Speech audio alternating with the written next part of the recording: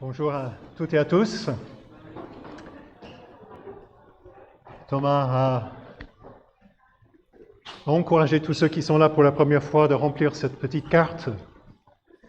Je pense qu'il y a quelqu'un là qui, pour la première fois, qui est peut-être pas encore en capacité de remplir une carte, mais nous sommes très heureux ce matin d'accueillir pour la toute première fois Tiana. Maintenant, je ne sais pas si c'est comme ça ça se dit ou non, mais nous sommes heureux de voir Yarnoun, Hélène, avec toute la famille et le petit Tiana, je ne sais pas comment on le dit, mais en tout cas, nous sommes heureux de l'accueillir ce matin. Et félicitations aux parents. Nous sommes en train de regarder la première épître de Pierre. Timothée a commencé à faire l'introduction à cette lettre il y a 15 jours, la semaine dernière. C'était un dimanche un peu particulier avec le baptême de Sandra. Et donc aujourd'hui, nous allons continuer notre lecture de l'épître de Pierre. Paul, il a écrit beaucoup de lettres, mais il n'a pas écrit celle-là. Première épître de Pierre, et nous allons lire ce matin à partir du verset 3, du verset 3 au verset 12. Si vous avez votre Bible avec vous, je vous encourage à lire avec nous, suivre, mais aussi si vous avez un stylo, n'hésitez pas à sortir un stylo et prendre quelques notes. Aujourd'hui, vous n'êtes peut-être pas préparé à ça, mais la semaine prochaine, nous allons continuer nos études dans Pierre et on vous encouragera dimanche prochain notamment à prendre des notes pour que nous puissions par la suite, dans la semaine, dans les groupes de maison, discuter un peu plus en détail de ce que nous aurons entendu. Nous aurons le privilège de dimanche prochain d'avoir Naina de l'église de Rennes-Nord qui sera là pour nous apporter le message sur ce passage, la suite dans 1 Pierre chapitre 1. Donc n'oubliez pas, si vous ne l'avez pas cette semaine, un stylo pour la semaine prochaine. On aura normalement sur la feuille de vigne un endroit pour prendre des notes. Alors, pour aujourd'hui, chapitre 1, verset 3. Béni soit Dieu, le Père de notre Seigneur Jésus-Christ. Conformément à sa grande bonté, il nous a fait naître de nouveau à travers la résurrection de Jésus-Christ pour une espérance vivante, pour un héritage qui ne peut ni se détruire, ni se souiller, ni perdre son éclat. Il vous est réservé dans le ciel, à vous qui êtes gardés par la puissance de Dieu au moyen de la foi, pour le salut prêt à être révélé dans les derniers temps. C'est ce qui fait votre joie. Même si maintenant, puisqu'il le faut, vous êtes pour un peu de temps attristés par diverses épreuves. Ainsi, la valeur éprouvée de votre foi, beaucoup plus précieuse que l'or qui est périssable et qu'on soumet pourtant à l'épreuve du feu, aura pour résultat la louange et la gloire et l'honneur lorsque Jésus-Christ apparaîtra. Vous l'aimez sans l'avoir vu. Vous croyez en lui sans le voir encore. Et vous vous réjouissez d'une joie indescriptible et glorieuse parce que vous obtenez le salut de votre âme pour le prix de votre foi. Les prophètes qui ont parlé de la grâce qui vous a été réservée ont fait de ce salut l'objet de leurs recherches et de leurs investigations. Ils cherchaient à découvrir l'époque et les circonstances indiquées par l'Esprit de Christ qui était en eux lorsqu'il attestait d'avance les souffrances du Messie et la gloire dont elles seraient suivies.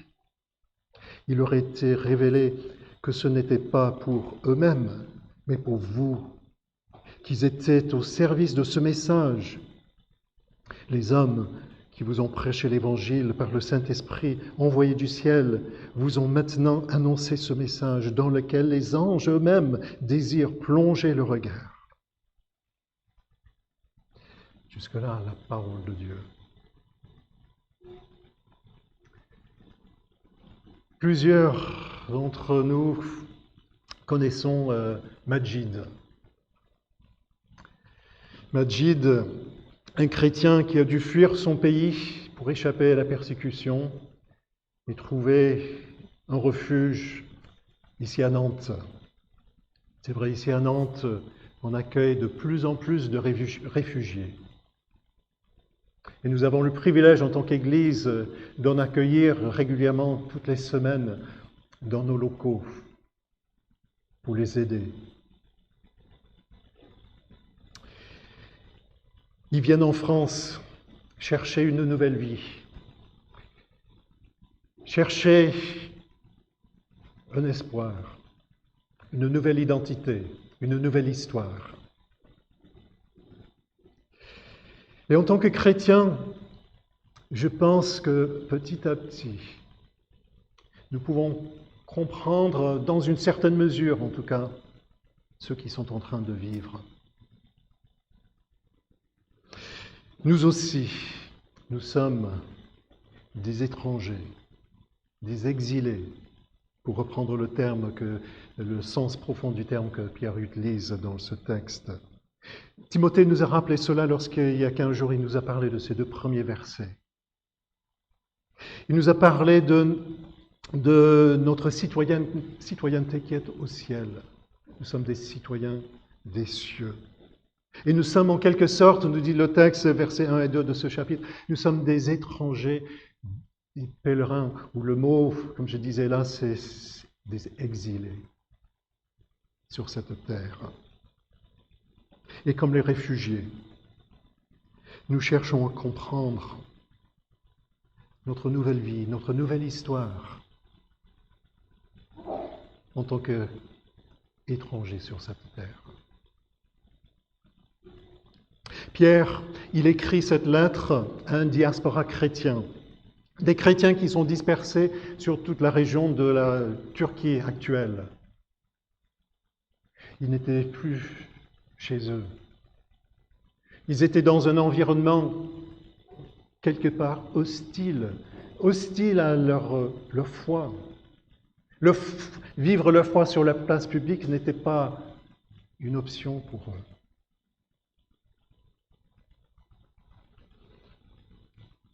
Ce contexte hostile, nous connaissons de plus en plus.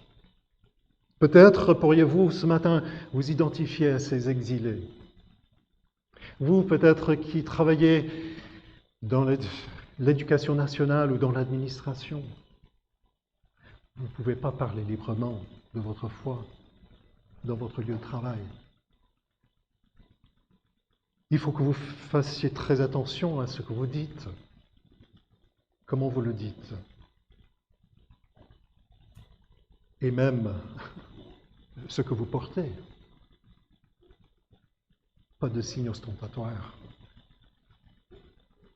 Pour vous qui êtes étudiants, là aussi, de plus en plus souvent, vous êtes confrontés à cette obligation d'avaler un enseignement qui est clairement contraire à vos convictions de chrétiens.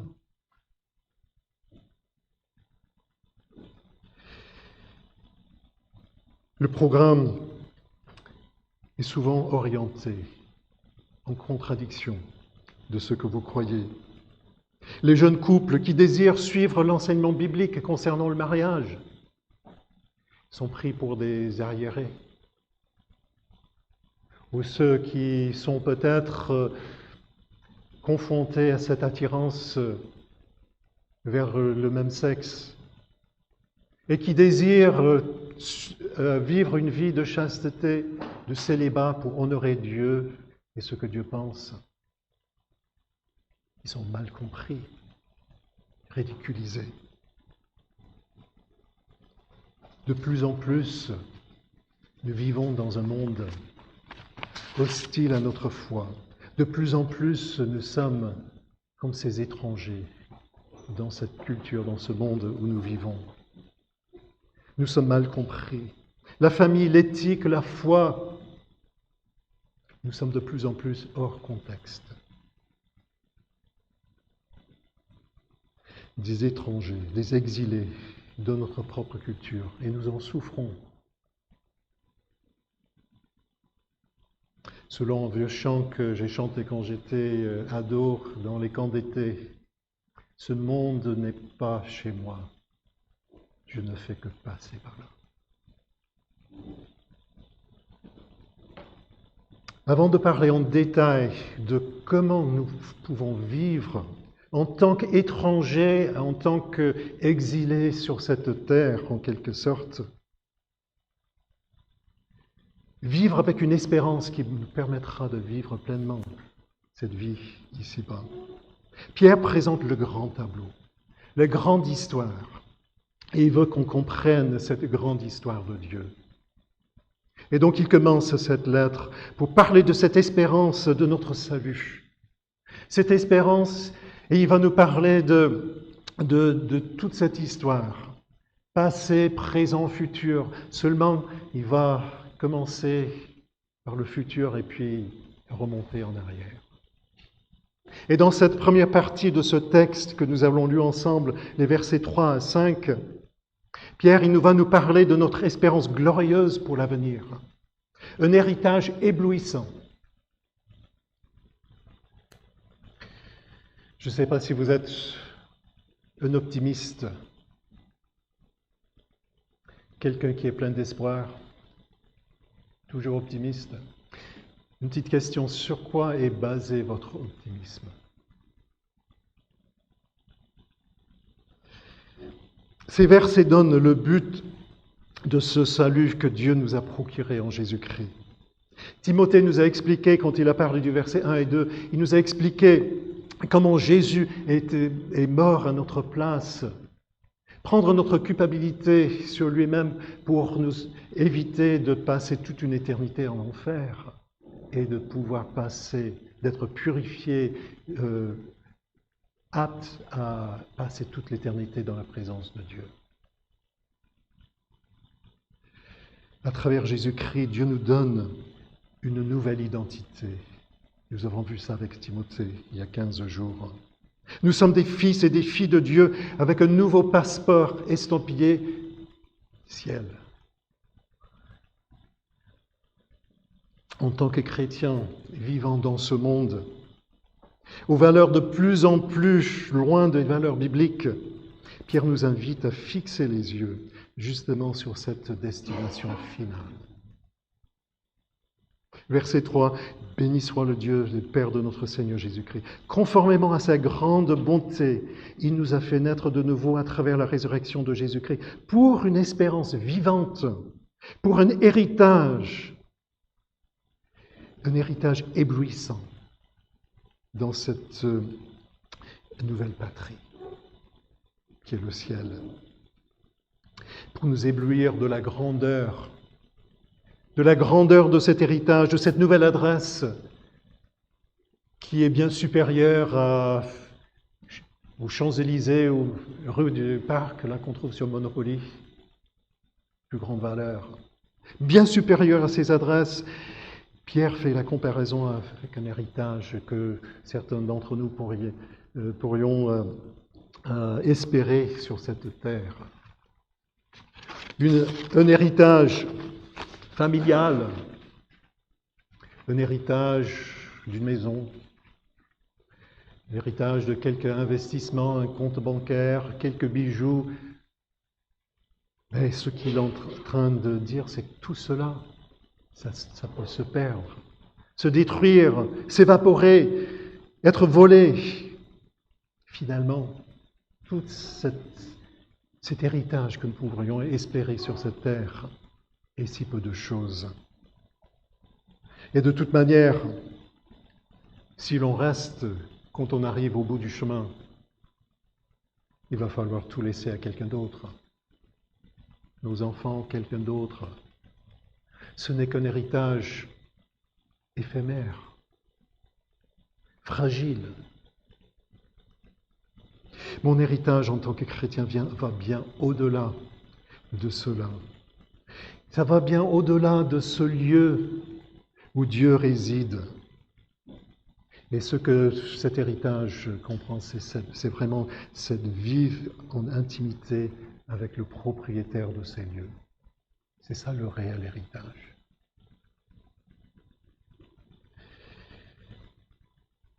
Vivre avec Dieu pour toute l'éternité, c'est pour cela que nous avons été créés. Cette relation avec Dieu. Et c'est cela à quoi tout être humain aspire profondément. D'où la spiritualité qui est universelle chez l'être humain. Cette aspiration de Dieu. Mais ce n'est pas vraiment la ville de lumière, la ville où les rues sont pavées d'or, où cette ville éblouissante avec toutes ces pierres précieuses, comme on lit dans le chapitre 21 de l'Apocalypse. Si on va un peu plus loin dans l'Apocalypse, chapitre 22, dans la suite, on voit que l'essentiel, c'est la présence de Dieu lui-même. C'est cette intimité avec Dieu. C'est cette communion avec Dieu qui est notre héritage et notre but final. C'est ça l'objet de notre salut, de notre espérance. Dieu lui-même est notre héritage. L'histoire, c'est l'histoire de Jésus. Et Pierre nous exhorte, nous appelle à fixer les yeux sur lui. L'Eldorado de la France, c'est un bien piètre Eldorado à côté, pour tous ces réfugiés. Les témoignages de ceux, j'étais frappé par ça hier soir encore en écoutant les infos, les témoignages de ceux qui ont tout perdu dans ces inondations dans les Alpes-Maritimes. Catastrophés, toute une vie qui part comme ça. Et qu'est-ce qu'ils ont dit? Mais au moins on a la vie sauve. On est là en famille avec la vie sauve. L'importance de la relation, même humaine, est bien plus importante que tout héritage matériel que nous pourrions imaginer. Et c'est pareil pour le spirituel. Pour notre vie, pour l'éternité, ce qui est plus important, c'est le relationnel, cette relation avec Dieu. Tout le reste peut disparaître. Notre relation avec Dieu, c'est ce qui compte. Mais dans le verset 5, il va un peu plus loin. Pas simplement nous avons cet héritage dans les versets 3 et 4, cet héritage éblouissant qui est garanti pour toute l'éternité. Qu'est-ce qu'il dit dans le verset 5? À vous qui êtes gardés par la puissance de Dieu, par le moyen de la foi. Il nous dit que ce n'est pas simplement l'héritage qui est garanti, mais il dit que c'est nous qui sommes garantis pour l'héritage. Il nous préserve pour cet héritage. Mon père, il n'a pas un grand héritage, mais le petit héritage là qu'il laissera, mon frère, il ne peut pas en profiter. Pourquoi? Il est déjà décédé il y a 12 ans. Et il n'y a rien à dire que moi, je vais vivre jusqu'à ce moment où je pourrai obtenir cet héritage, si peu soit-il. Il a encore 93 ans et en pleine vie, pleine forme. Qui dit que je vais pouvoir en profiter, moi? Nous sommes gardés par la puissance de Dieu pour cet héritage. Pas simplement l'héritage est gardé pour nous, mais nous sommes gardés pour cet héritage. Pas question de rater le coup. Pas question de rater cet héritage. Si nous sommes, selon le verset 3, nés de nouveau à travers la résurrection de Jésus-Christ, comme il dit dans le texte. Une assurance incroyable. Aucune assurance vie sur cette terre pourrait se comparer à cela. Mais dans un deuxième temps, en avançant dans ce texte, La deuxième partie du texte, versets 6 à 9, Pierre nous parle de notre espérance joyeuse pour le présent. On a vu pour l'avenir, cet héritage éblouissant pour l'avenir. Maintenant, il va nous parler de cette espérance joyeuse pour le présent, une joie transcendante. Verset 6, c'est ce qui fait votre joie, en faisant référence à cet héritage. C'est ce qui fait votre joie, même si maintenant, puisqu'il le faut, vous êtes pour un peu de temps attristés par diverses épreuves. Je ne pense pas qu'il soit aucunement une exagération pour dire que tout le monde ici ce matin souffre. On est tous souffrants de quelque chose. Pour certains, c'est peut-être la maladie. Pour d'autres, c'est peut-être une situation professionnelle difficile. Pour d'autres, c'est peut-être la solitude. Pour d'autres, des relations conflictuelles. Un manque de sommeil, un manque de travail. Pour beaucoup, c'est l'incertitude de cette situation que nous vivons autour de cette crise sanitaire du Covid. Beaucoup d'incertitudes, beaucoup de souffrances. Il y a autant de souffrances qu'il y a de personnalités dans cette salle. On vit tous des choses différentes et les mêmes choses différemment. Nos épreuves, nos souffrances, joyeux dans ces épreuves. Quand l'horizon est noir et bouché, comment parler de joie dans cela? La vie n'est pas simple, la vie est dure. Je vous entends certains d'entre vous dire, mais oui, c'est bien beau de parler de l'au-delà, de l'éternité, de cette espérance, de cet héritage, mais moi je vis maintenant sur cette terre une vie qui n'est pas simple. La joie dans tout cela, moi j'en vois pas trop. Peut-être il y a ce qu'on appelle maintenant le paradoxe de Stockdale qui pourrait nous aider. James Stockdale était un haut gradé dans les Marines américains pendant la guerre au Vietnam. Cette guerre horrible, cette guerre qui laisse encore des traces très douloureuses chez tous les Américains. James Stockdale a passé 7 ans à grelotter dans les prisons vietnamiennes, être torturé régulièrement. Étant haut gradé, il était un prisonnier de choix. Il est sorti vivant en 1973 de ces prisons. Il a pu retourner aux États-Unis. Et sa situation a intrigué beaucoup de gens.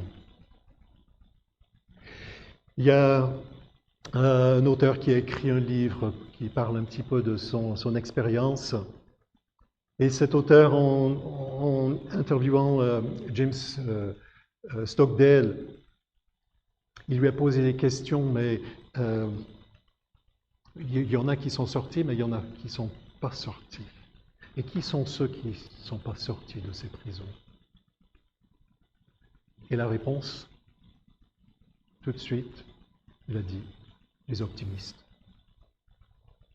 Ce sont les optimistes qui ne sont pas sortis. Ils disaient, ah ben, d'ici Noël, on va sortir. Et Noël passa, ils étaient encore là. Ah ben, d'ici Pâques, on va être libérés. Et Pâques passa. Peut-être Thanksgiving passa. Ah ben, Noël, donc, ils sont morts d'un cœur brisé. Et ce qu'il voulait souligner dans tout cela, c'est que on ne peut pas vivre que de l'optimisme. On ne peut pas vivre que de l'espérance. Il faut un réalisme qui est en face. une vie réaliste, un regard réaliste sur la vie. Et ça, c'est le paradoxe. On ne peut pas vivre sans espérance, mais on ne peut pas vivre sans réalisme non plus. Et Pierre, il avait bien compris ça dans ce texte, dans toute sa lettre. C'est tout à fait ça qu'il est en train de dire. Le réalisme de la vie vécue. Et il va nous en parler dans les chapitres qui suivent, mais au départ, il veut nous parler de cette espérance. On ne peut pas les séparer. On a besoin de cette espérance. Et l'apôtre Pierre, il met ça en premier. Pour qu'ensuite, on puisse comprendre comment vivre le réalisme de cette vie. Donc, on ne peut pas vivre qu'avec le réalisme. On ne peut pas vivre qu'avec la réalité de tous les jours. Il nous faut cette espérance pour vivre. Et Pierre en était convaincu et il met le paquet dès le départ sur ce point-là.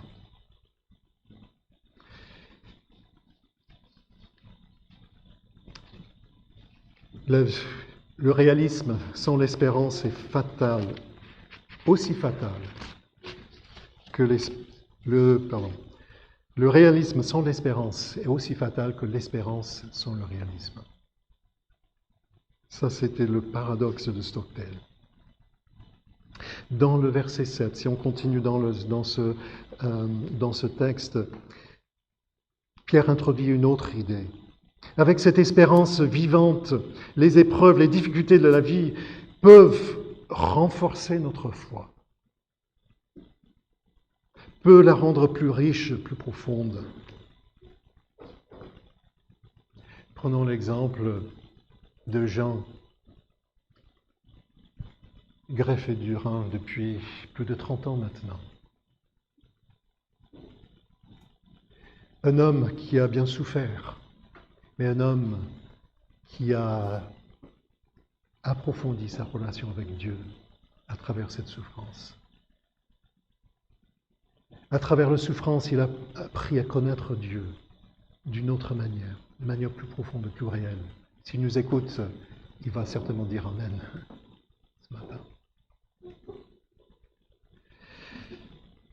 Mais il y a d'autres personnes dans cette salle qui peuvent témoigner de la même chose. À travers la souffrance, nous nous sommes approchés de Dieu. Nous avons compris la réalité de sa présence dans notre vie. C'est un petit peu comme ces deux montagnards qui sont grimpés en haut de la montagne.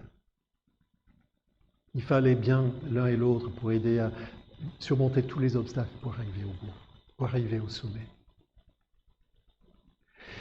Et c'est vraiment à travers toutes ces épreuves, toutes ces difficultés qui est forgée une certaine complicité,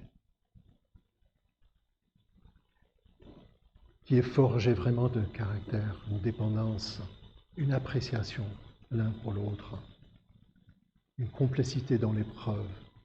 Et c'est tout à fait ça dont Pierre parle ici. Comme des coéquipiers, Christ marche avec nous, il fait corps avec nous dans nos souffrances, dans nos difficultés. Et c'est ainsi que nous pouvons approfondir notre foi, notre espérance à travers lui. C'est le fait de garder en vue, à l'horizon, notre héritage, pour que cette espérance devienne une espérance pas simplement vivante, mais une espérance vivifiante.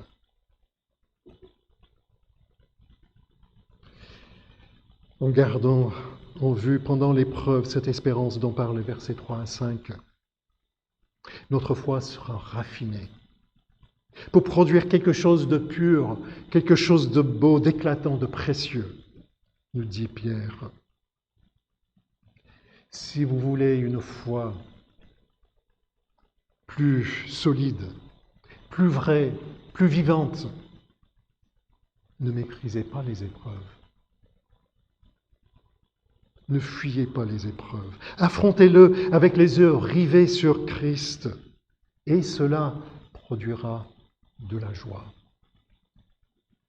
La joie de savoir qu'il fait corps avec nous dans cette épreuve et que bientôt nous le verrons face à face. Il devient ainsi lui-même de plus en plus précieux chaque jour de l'épreuve. Et puis si nous avançons la troisième partie de ce texte, les versets 10 à 12, Pierre se retourne pour jeter un regard vers le passé. Nous avons besoin de regarder vers le passé aussi, tout comme Pierre.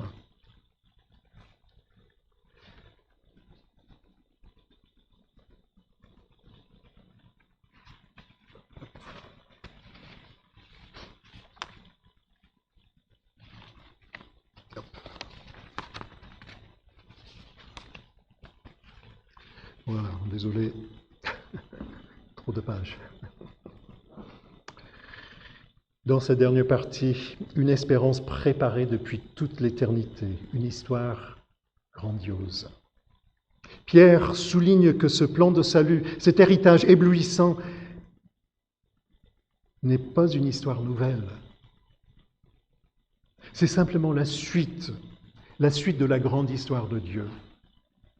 Une histoire qui a commencé il y a bien longtemps. Depuis des millénaires, Dieu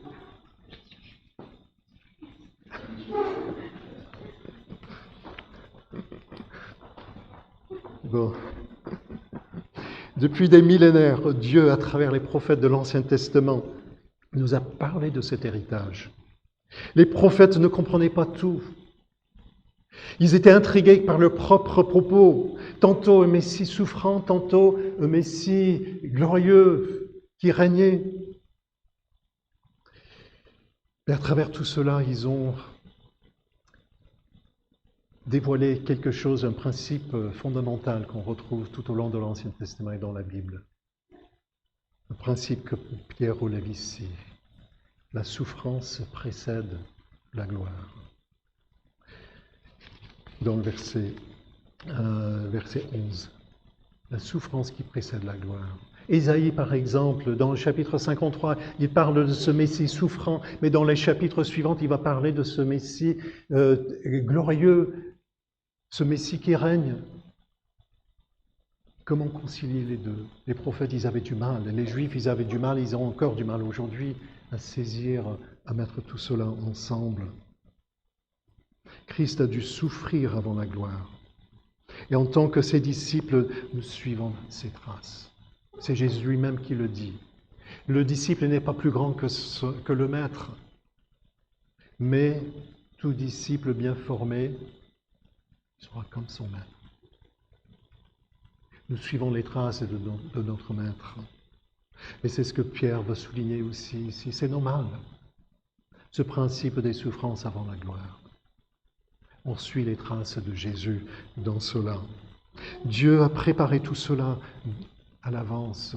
Et il veut s'en servir pour nous rapprocher de lui, pour fortifier notre foi, pour en faire quelque chose d'éblouissant, d'extraordinaire, de profond, de réel, d'authentique. Si vous ne comprenez pas tout ce matin, ne vous inquiétez pas. Même les anges qui vous regardent ne comprennent pas tout.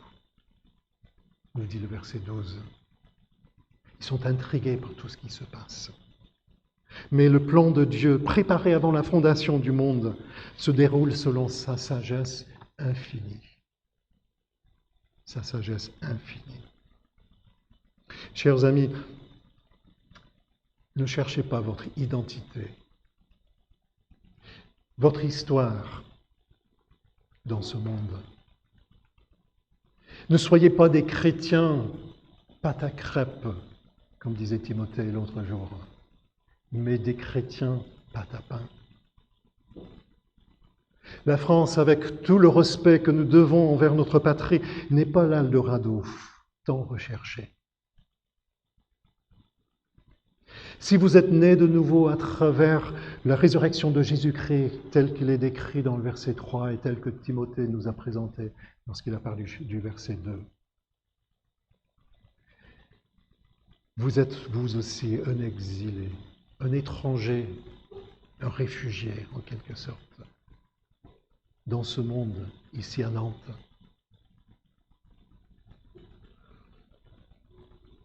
Votre histoire fait partie de la grande histoire de Dieu. Vous faites partie de cette grande histoire de l'univers. Les souffrances du moment présent ne sont rien, ou peu de choses, comme il dit dans le texte, peu de choses comparées à cet héritage qui est le vôtre. Vivre dans cette espérance est la seule façon de vivre la fin du verset 8. Vous vous réjouissez d'une joie indescriptible et glorieuse. C'est la seule manière de vivre une vie de joie indescriptible et glorieuse au sein de la souffrance et des difficultés. Les yeux fixés sur l'héritage qui est le nôtre. Pierre, il avait bien compris et nous incite à regarder d'abord cet héritage avant de regarder le quotidien que nous allons voir dans les chapitres qui suivent. Une histoire grandiose, ancrée dans l'éternité passée, avec une joie transcendante pour les épreuves du présent, un héritage éblouissant pour le futur. Mais si vous l'avez bien lu le texte, nous avons sauté une toute petite phrase tout au début. La toute première phrase. Béni soit Dieu, le Père de notre Seigneur Jésus-Christ. Cela nous renvoie à l'une de ces prières de louange, d'adoration qu'on trouve dans l'Ancien Testament. Et en réfléchissant, même avant d'en parler, en réfléchissant à cet héritage, cette espérance vivante qui est le nôtre en tant que chrétien, Pierre, il était tellement bouleversé qu'il se lance dans un éclat de louange envers son Dieu. Cet héritage éblouissant, cette joie transcendante, cette histoire grandiose, ça provoque en Pierre un éclat de louange et d'adoration. Qu'est-ce que cela provoque en vous ce matin, en moi? Pierre nous invite à suivre son exemple et bénir et louer Dieu pour tout ce qu'il fait pour nous. Prions. Père éternel,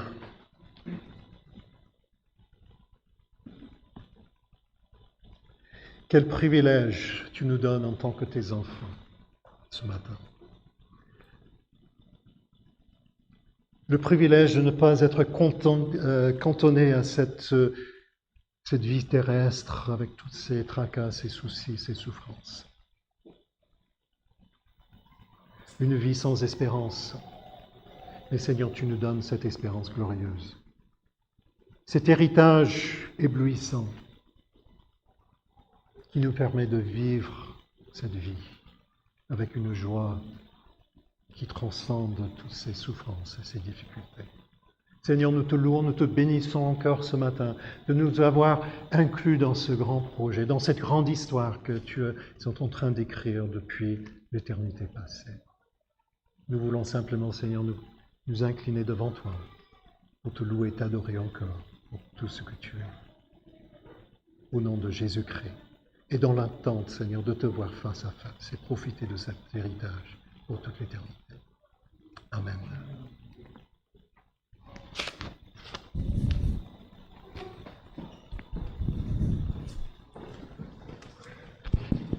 En guise de réponse à ce message de la part de Dieu, on va pouvoir se lever, chanter un chant de Dieu Tout-Puissant, pendant que les musiciens s'installent. Qu'on puisse vraiment rester disponible et à l'écoute de ce que Dieu veut nous dire.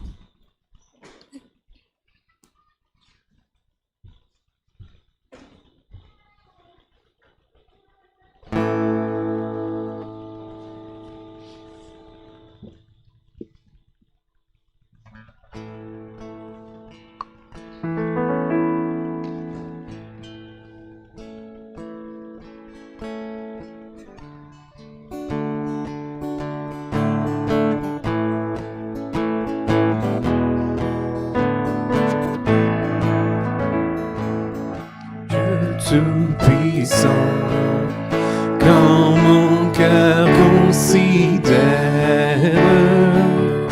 tout l'univers créé par ton pouvoir, le ciel d'azur, les éclairs, le tonnerre, le clair matin, ou les ombres du soir, de tout mon être, alors s'élève un chant. Dieu tout-puissant, que tu es grand, de tout mon être, alors s'élève un chant. Dieu tout-puissant, que tu es grand. Mais quand je songe au sublime mystère, qu'un Dieu si grand a pu penser à moi, que son cher Fils est devenu mon frère, et que je suis l'héritier du grand roi. Alors mon cœur redit la nuit, le jour,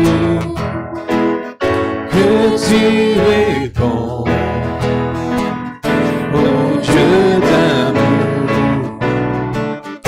Alors mon cœur redit la nuit, le jour, que tu es bon, ô Dieu d'amour. Comme mon sauveur, éclatant de lumière, se lèvera de son trône éternel, et que les ans, les douleurs de la terre, je pourrai voir les splendeurs de son ciel. Je redirai dans son divin séjour, rien n'est plus grand que ton amour. Je redirai dans son divin séjour, rien n'est plus grand que ton amour. Rien n'est plus grand, rien n'est plus grand que ton amour.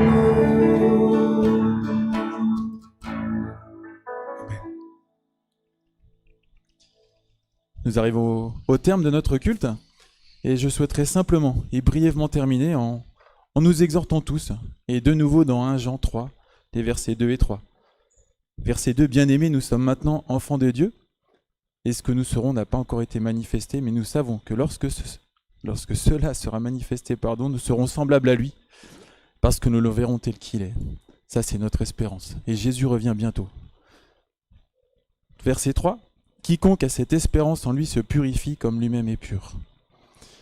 Alors je prie vraiment que l'espérance de voir Dieu tel qu'il est très prochainement puisse nous encourager tous dans notre marche quotidienne, et qu'on puisse vraiment se purifier comme lui-même est pur.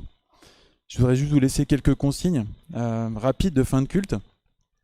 Est-ce qu'il y a 2 volontaires qui pourraient lever la main pour aider à nettoyer? C'est un nettoyage assez rapide mais qui doit se faire pour le Covid. Est-ce que 2 personnes? 1, 2, 3, 4, 5. Bon on en a au moins 2. Ça suffira. C'est avec Dorothée peut-être qu'il faut voir ça à la fin. Ouais. je vais demander aux rangs qui sont plutôt au fond, qui vont sortir en premier et plutôt sortir sur les côtés si vous pouvez, comme on avait pris l'habitude de le faire au démarrage.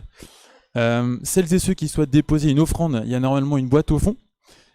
Sentez-vous libre de le faire. Et voilà, je vous encourage en tout cas à sortir de l'église. Le soleil vient d'arriver, c'est une bonne nouvelle. On va pouvoir prendre des nouvelles les uns des autres et à vivre la communion fraternelle en sortant. Et je vous souhaite à tous un bon dimanche et une bonne semaine.